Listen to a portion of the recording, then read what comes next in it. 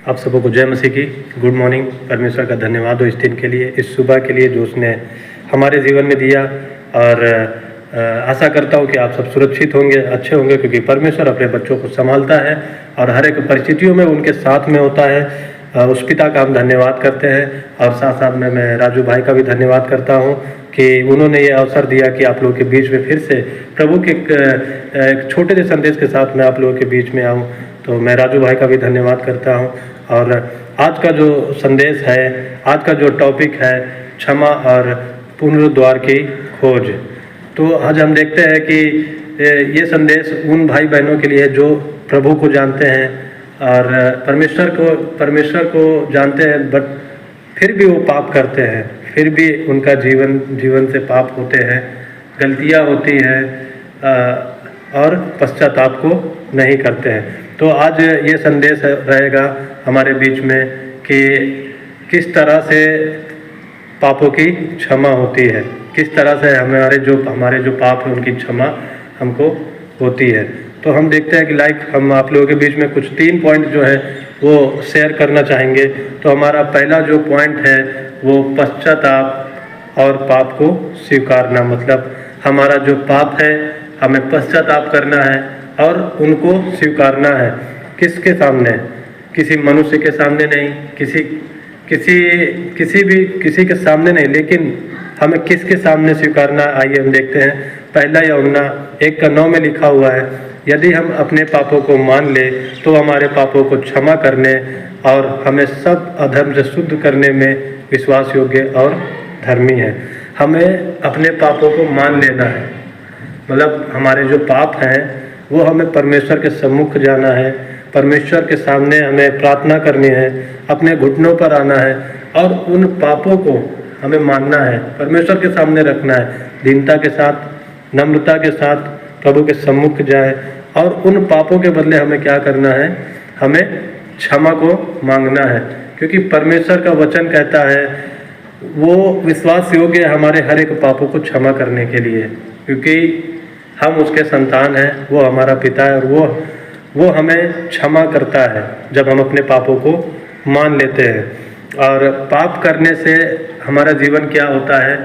अगर हम पाप करते हैं तो हमारी संगति परमेश्वर से दूर होती है, हमारा जीवन परमेश्वर से दूर होने लगता है, परमेश्वर से अलगाव होने लगता है। यदि हम देखें बाइबल में तो अगर हम बाइबल में देखते हैं जब दाऊद ने बरसेबा के साथ पाप किया तो उसके जीवन का आनंद, उसके जीवन की शांति वो खोने लगी, क्योंकि उसने पाप किया। और पाप करने के कारण जो है हमारे जीवन में बहुत सारी समस्याएं, आनंद, शांति, सब कुछ खोने लगता है। एक तरह से हमारा परमेश्वर के साथ अलगाव हो जाता है जब हम पाप को करते हैं। लेकिन जब हम अपने पापों को मान लेते हैं तो वो हमारे साथ मेल मिलाप हो जाता है। जब अपने पापों को मान लेते हैं तो परमेश्वर के साथ हमारा मेल मिलाप हो जाता है। तो इसी बीच जब हम परमेश्वर के सम्मुख जाएंगे और प्रार्थना को करेंगे तो हमारे पापों को क्षमा करता है। और दूसरा पॉइंट है किए जाने वाले पापों को छोड़ देने का दृढ़ निश्चय। मतलब हमने जो पाप किए हैं उनको हमें छोड़ना ही नहीं, उनको हमें स्वीकारना ही नहीं है, बल्कि उन्हें हमें छोड़ भी देना है। तो हम देखते हैं कि नीति वचन 28:13 में लिखा हुआ है, जो अपना अपराध छिपा रखता है उसका कार्य सफल नहीं होता, परंतु जो उनको मान लेता है और छोड़ भी देता है उस पर दया की जाएगी। तो यदि हमारे जीवन में कोई पाप है, कोई समस्याएं हैं, तो हमें क्या करना है? हमें प्रभु के सम्मुख जाना है, प्रार्थनाओं को करना है और परमेश्वर के सामने अपनी बातों को रखना है प्रार्थनाओं के जरिए। लेकिन यदि हम उसको छिपा रखते हैं, हमारे जीवन में पाप है या कुछ ऐसी चीज़ है, यदि हम उसको छिपा रखते हैं तो परमेश्वर का वचन कहता है कि उन पर दया नहीं की जाएगी, बल्कि उसके बदले हमें परमेश्वर के सामने जाना है और अपने पापों को स्वीकार करना है। और वचन कहता है कि उसे स्वीकारना ही नहीं है, बल्कि उसे छोड़ भी देना है। मतलब अगर हम पाप करते हैं तो हमें उसको परमेश्वर के सामने स्वीकारना ही नहीं है, बल्कि अपने जीवन से उसको निकाल देना है, उसको छोड़ देना है। वो पाप हमारे जीवन में फिर से दोबारा नहीं होना चाहिए। तो वचन कहता है कि स्वीकारना ही नहीं, बल्कि उसे छोड़ भी देना है तो उस पर दया की जाएगी। जब हम परमेश्वर के सम्मुख जाते हैं, जब अपने पापों को मानते हैं, स्वीकारते हैं, तो हमें साथ में उन पापों को छोड़ देना है, दोबारा उन पापों को नहीं करना है। तो उन पर क्या होती है? दया की जाएगी।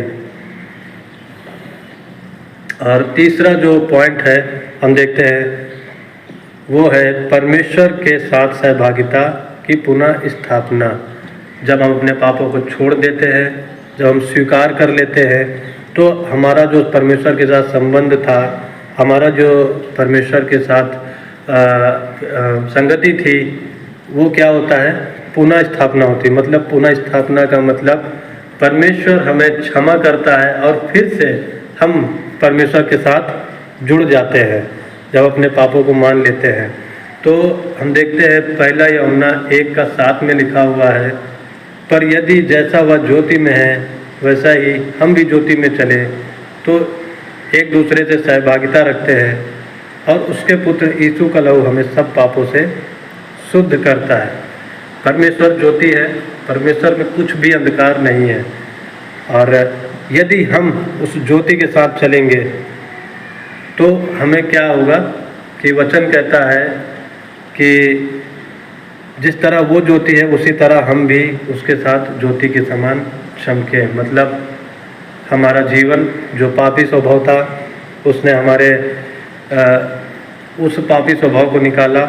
हमने पश्चाताप किया, परमेश्वर के सम्मुख गए, प्रार्थना किया और एक बेहतर पिता होने के नाते उसने हमारे अपराधों को क्षमा किया। और आज वो क्या चाहता है कि जिस तरह वो एक ज्योति की समान है, उसी तरह हमारा जीवन भी एक ज्योति की समान चमके, हमारा जीवन एक निष्पाप जीवन हो और एक पवित्र भरा जीवन हो। और हमें क्या करना है? उसके वचनों पर चलना है, पाप को छोड़कर हमें परमेश्वर के साथ संगति करना है।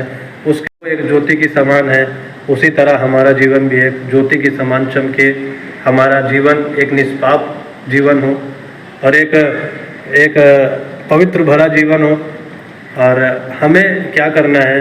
उसके वचनों पर चलना है, पाप को छोड़कर हमें परमेश्वर के साथ संगति करना है, उसके साथ फेलोशिप करना है और अपने आनंद को बनाए रखना है।